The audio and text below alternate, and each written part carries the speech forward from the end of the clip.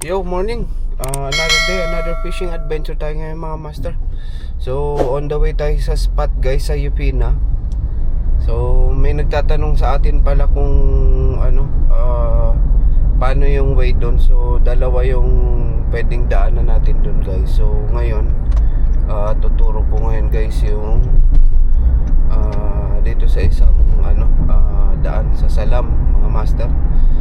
So, samahan nyo ko guys, let's go. So, etong way guys, pag dito sa highway ka manggagaling sa Salam, dire-diretso na lang nyo to guys hanggang doon sa may Anantara. Papakita ko sa inyo mamaya pag nakarating tayo doon. Actually, malapit lang naman to guys eh. So, eto kasing daan na to sa Salam, actually lang to, kailangan nakasasakyan kayo guys. So dun sa kabila naman sa Alrim, kung dun dadaan, pwede kayo dun kahit na naka-bike, naka-scooter guys. So sa susunod na punta natin dun sa spot, so dun tayo dadaan para maituro ko sa inyo kung saan yung daan guys pag naka-scooter kayo o kaya naka-bike kayo. So sa ngayon muna mga master, dito tayo dumaan sa Salam guys. So kung dito kayo dadaan, kailangan nakasasakyan kayo mga master. So guys, malapit na tayo mag-exit mga master. So ito yung Anantara. Ayan. So kailangan nyo dito sa exit guys, huwag kayo magta-tunnel. So dito tayo sa exit dadaan. Ayan, basta ito tandaan nyo guys, sa Anantara.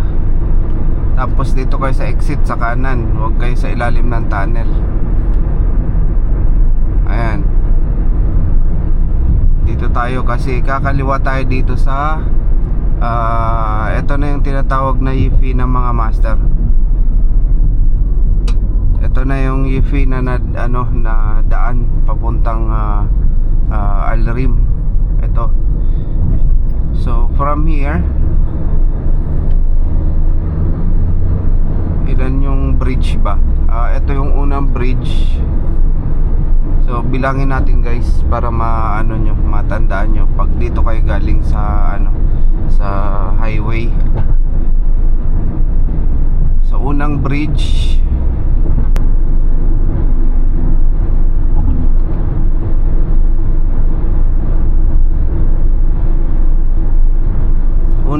pa rin to guys kasi medyo mahaba yung simula pagpasok natin dun sa pagkaliwa natin. So karugtong pa to guys nung tulay, so medyo mahaba.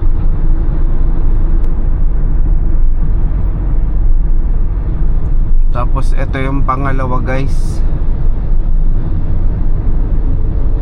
pangalawang bridge dito sa may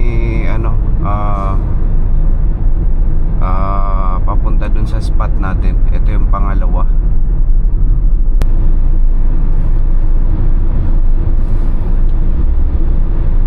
Yun na yung pangatlong bridge guys, dyan tayo. So isang spot guys pwede dito dumaan. Ito to. So sa kabilang side yung spot na yon, so pwede dumaan dyan. Ito na yung bridge guys, yung spot natin lagi. So yan yung unang spot na pwede nyong pestuhan. Kailangan kumana na kayo dun.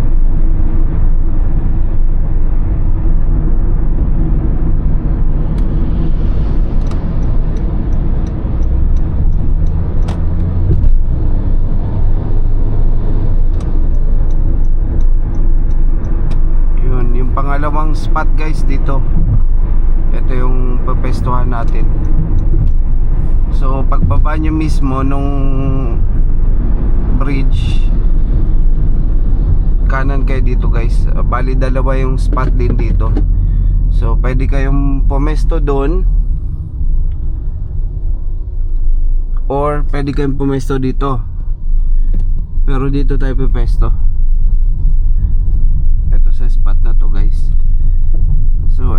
highway guys pag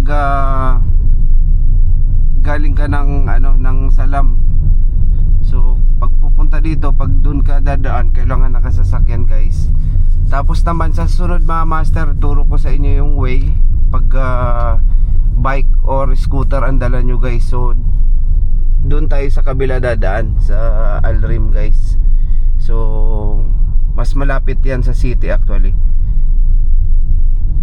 Pag dyan kasi tayo dumaan guys ng ng sasakyan, so kailangan pa natin dun bababa sa exit sa same pa rin dito sa pangatlong tulay na to. May exit dun sa ilalim, tapos iikot ulit. Kailangan para makapunta rito kung nakasasakyan. Pero kung bike or scooter, pwede na kayo dito guys. Sa susunod ba master, tuturo ko sa inyo yung way pag bike tsaka scooter. So let's go guys. Dito na tayo sa spot. So sana mga master maraming kitok ngayon mga master. So let's go. Yun, same setup tayo guys. Gamitin natin na ultralight mga master. Ayan o. Sa rad natin guys pala yung Ryobi Bonito na UL. Ayan guys, subuko na to guys na rad. Actually kung naghanap kayo ng UL na rad na medyo budget friendly, marirecommend ko to guys na Ryobi. So capacity niya guys sa lure is hanggang 10 10 grams. Asa na ba yun? Ayun, 2 to 10 grams guys. Tapos as usual pa rin sa line na pwede mo ikarga rito is 2 LB to 6, maximum 6. Usually sa UL naman guys is maximum 6 LB. Tapos sa reel guys, mostly yung size ng reel guys, nag-start siya sa 500 hanggang para sa akin hanggang 2.5. Depende kasi sa laki ng mo yung guys ng kamay. So 2.5 kung medyo malaki ang kamay mo, so at least hindi ka hirap tawag nun, hindi masyado maliit tingnan. So try natin muna guys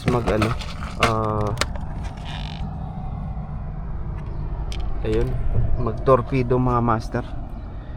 So dalawa lang yung dadali nating torpedo, tsaka yung lure natin guys na 6 grams tsaka 5 grams guys. Ayun.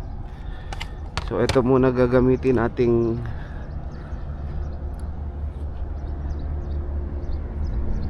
setup guys, yung torpedo. So target natin ngayon guys sa yung tribali guys, yung OST, yung orange spotted tribali. So yun yung target species natin ngayon guys.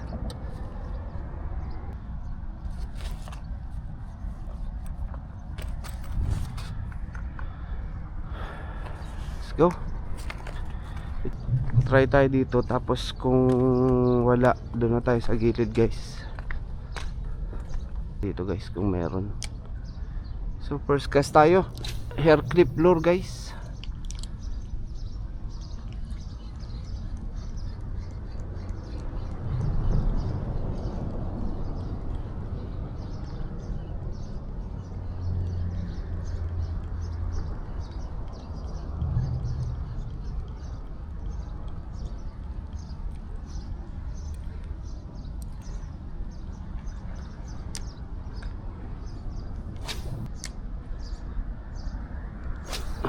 Ayan.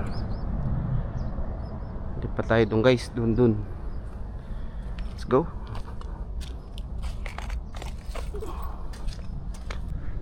Laki guys nung barakuda niyang huli. Solid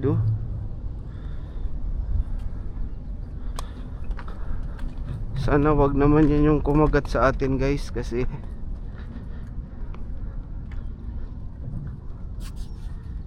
wala tayong laban dyan guys. Pag yan kumagat sa atin. So dito tayo mag try mga master na tribali guys. Try nating suyurin to guys hanggang dun.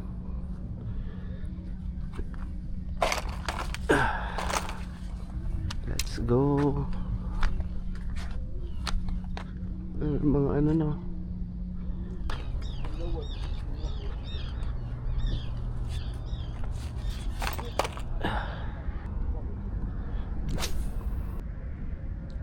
Abang tayo.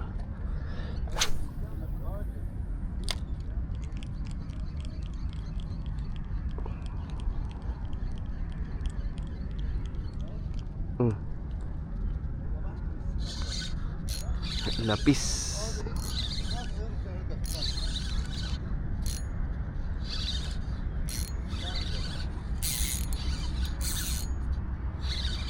Lapis guys.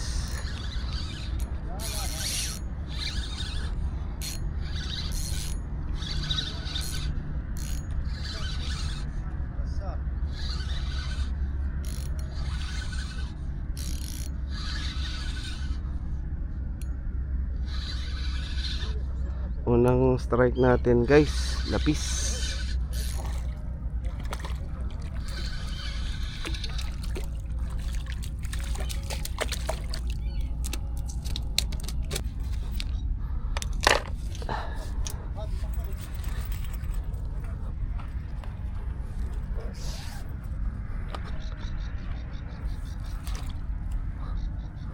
Buhay pa kaya?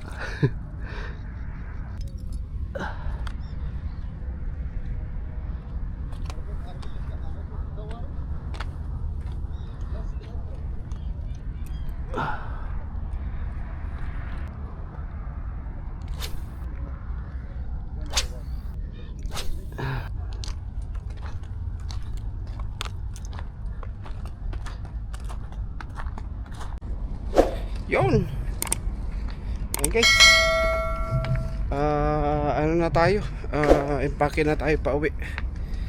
So isa lang yung nailan natin ngayon guys na lapis. So anyway, basta yung tandaan nyo guys, yung mga gustong pumunta rito mga master. So yung unang tinuro ko yung sa may salam guys, pag may sasakyan kayo, so doon ang daan, yun yung madali. Tapos sa susunod mga master, doon sa mga naka-scooter tsaka mga bike, yun naman yung ituturo kong daan dito sa kabila guys. Dito yun sa way na to, sa kabilang way na to guys. Anyway, madadaanan natin siya pa uwi. So pero hindi detalyado pag pauwi kasi. So dapat pagpapunta ulit guys. So sa susunod mga master, pag pupunta tayo ulit dito, ipi-POV ko ulit yung the way dito pag para sa mga nakabike tsaka scooter guys.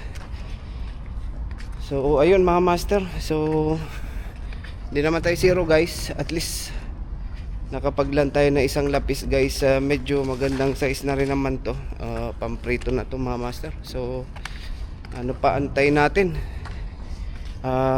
Alam na this, pag uwi sa bahay guys, prituhin natin para may almusal tayo guys. So ayun mga master, sa susunod guys, maraming salamat sa walang sawang pag-support sa ating munting fishing channel guys. So sana hindi kayo magsawa guys. Sana may mga suggest guys kung saan yung mga magagandang spot natin guys na pwede natin puntahan. So ayun mga master, sa susunod ulit guys. Ayun, see you sa next fishing adventure natin guys. Let's go.